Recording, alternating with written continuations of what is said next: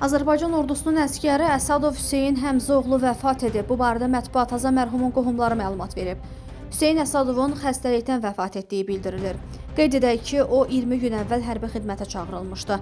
Əsgər Hüseyn Əsədov bu gün Binə qəbristanlığında torpağa tapşırılıb.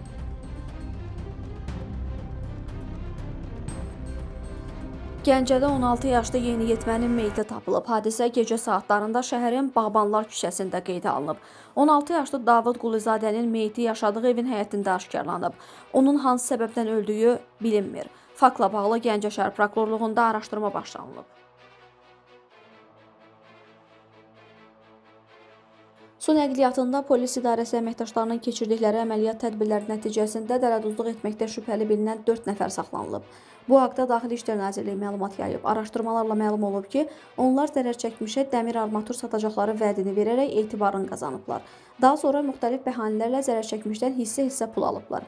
Müəyyən edilib ki, saxlanılan şəxslər götürdükləri öhdəlikləri yerinə yetirməyərək zərərçəkmişə ümumilikdə 190 min manat maddi ziyan vurublar. Faktla bağlı cinayət işi başlanılıb, araşdırmalar davam etdirilir.